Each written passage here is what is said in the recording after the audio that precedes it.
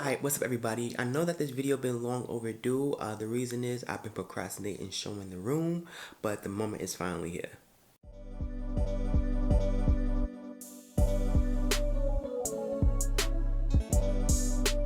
Before I had this sewing studio, I was sewing like on and off for like a year I believe. Yeah, I was sewing on and off a year. So I really wanted to have a sewing studio so that I could really dedicate time to really focus on the craft of me becoming a sewist. And I really wanted to have a room that had like a pop of color, because I'm the type of person that I only stick to like whites, blacks, and grays. So I really wanted to have a pop of color so that when people come into this room, I wanted them to feel creative, feel inspired to make something. So that's why I came up with this wall. Now with this wall right here, it's a color block wall. It's an asymmetrical color block wall, and I had this idea to make the colors of this room like a sunset, like a sunrise, the colors of the sunrise, the yellow, the orange, and the blue. But this wall in particular, I had this idea from my sewing instructor, Noah Ford. He had a video on his YouTube channel called Doing, and in that video he was painting his wife's room. You know, shout out to Norris and Mimi. I'm also a student on their online school, which is called Sew Academy. I highly recommend that you're a person that learning to sew. I highly recommend that you check out their website and subscribe to their online school, because you'll learn a whole bunch of valuable stuff. On his video, he was teaching people how to make this asymmetrical, that's a big word, this asymmetrical wall, and I was like, yo, I like how that wall looks, so I decided to do it myself. And let me tell you, this room wasn't painted by no professional, okay? It was painted by me and my family. So everything in this room, other than the TV that you're gonna see eventually that's been mounted, was done by ourselves. And let me tell you, painting takes a long time and it's expensive. I don't know how much paint costs. It was expensive, but it was a learning process, and I know to never do it again. So I have two pegboards. I have one for my threads and I have one for my supplies. I found these pegboards from Home Depot, but something I would do differently is to have like a frame around it, because I feel like it would make it look more professional, make it pop. So this is my mother's dress form. It's an adjustable female dress form. I think she got this from Walmart. And as you can see, this is the bag that my mother made. Lately, she's been into making bags. Okay, so for the other side of the wall is my other dress forms. I have a half scale dress form. The reason I have this half scale dress form, because I'm also learning pattern making. I'm learning it from an online school as well called LearnPatternMakingAcademy.com. I'm gonna put the name of the website somewhere in the video, but yeah, pretty much she has a dress form she's doing. Trish, she's an online instructor, I believe, and she's pretty much telling us about how to use darts, how to add fullness and places that you want to add it, and she do that with half scale measurements. So that's why I have this half scale dress form. This dress form is an adjustable male dress form, and I bought this from a WAC. I've been searching long and hard to find an adjustable male dress form, because there's been a whole lot of female adjustable dress forms. But when I found out that what WAC has, you know, I had to hurry and buy it up. Also, another thing I have over here is a basket. I bought this from my nearby discount store. And in this basket, I usually have all my patterns that I'm getting ready to take pictures of, so I can store it into my filing system, because I have a whole long complicated system which I file and organize patterns. Or I usually have patterns here that I'm going to eventually make. The tabletop and the dresser I got from IKEA. This is the Alex dresser, and in these dressers I have two of them. I have one over here and I have one over there. And in these dresses, I just stole like basic stuff, right? The stuff that I have with my surgery cane, zippers, fat quarters, twill tape. I have more zippers, an apron, because I sew with an apron, because I do not like going back and forth to my pegboard to get what I need. I like having things really close to me. I have a glue gun, and I also have like a drawer full of like instruction manuals that came from my serger and my sewing machines. This serger I got from Brother, and it's the 134D. Now, I had a serger before this one, and the other one wasn't doing justice because there was a whole bunch of adjustment I have to do with every type of fabric that I put through the serger. With this, you don't worry about adjusting too much, only like 1 or 2 things, but pretty much it serges everything perfectly. Also, make sure that you cover up your serger and your sewing machines because you do not want to get dusty. My second machine that my sewing machine that I have is the Singer Heavy Duty Computerized. I bought this recently. Before this, I had this Singer Heavy Duty mechanical machine, and that works wonderful. The reason I have this because it has more options, more sewing options, so different buttons. The Singer mechanical heavy duty only had like 1 buttonhole option. It didn't have the rest of these buttonhole options, so that's where I got this. And it also has like a speed control, so if you don't want to sew so fast, you can move this around. It has a thread cutter. What else? Up and down. Have you need to stay down, stay up. This machine was my very first sewing machine, and it's the Brother SE600. As you can see, it's the SE600. This is an embroidery and sewing machine. So pretty much with this machine, I just use it for the embroidery feature. I don't use it for the sewing feature because I already have a computerized mechanical sewing machine that I use. So in my closet, I have all my fabrics, and the thing I like about this closet is that I have cubicles, and the colors that I paint inside each cubicle is different, and it correlates to the colors that's on the wall. So the top row is all my woven fabrics, woven cotton fabrics. The middle section is all my knits, and the bottom section is all of my fabrics that's like 4 yards or more. On the other side of the closet is all my winter clothes, and the top is shoes.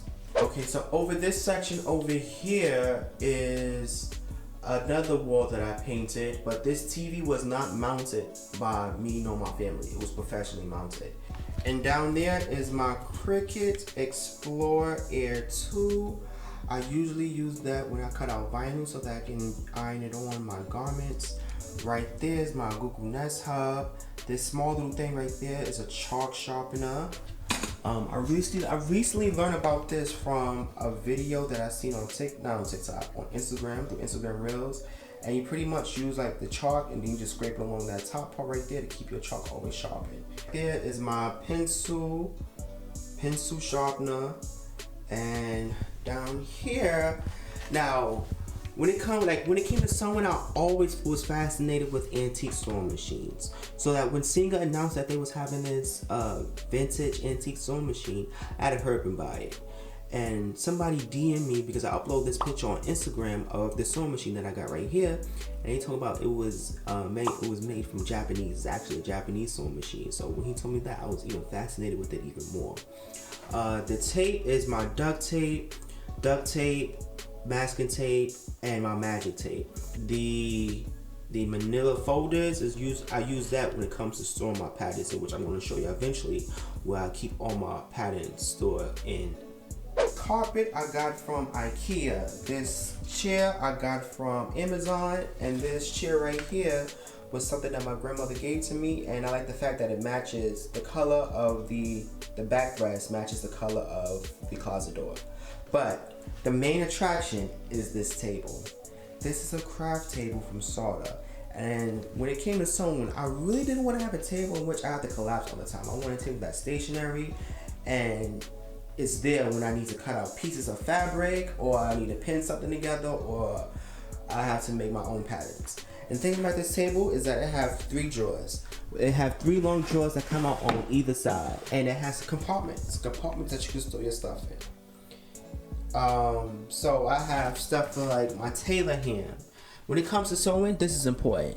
You need to have a long one when it comes to like sewing straight seams, like your side seams, and you also need to have a round one so that you can iron the curves, like your sleeve heads and stuff like that. I have a heat press. I have a big heat press and I have a small heat press. This small heat press I got when it comes to iron on my labels because I have iron on labels. This book right here, this is WAC. This is what I'm talking about.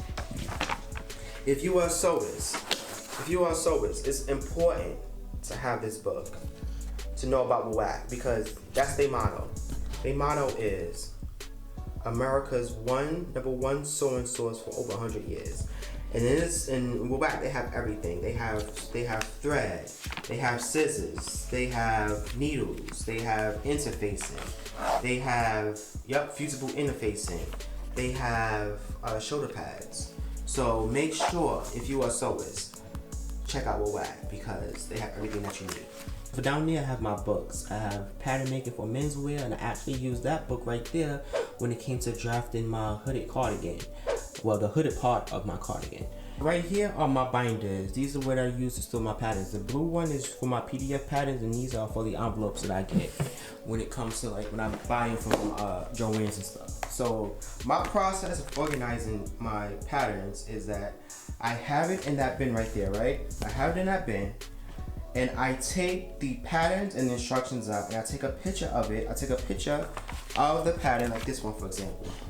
I take a picture of this on my phone, the front, the back, and the size chart.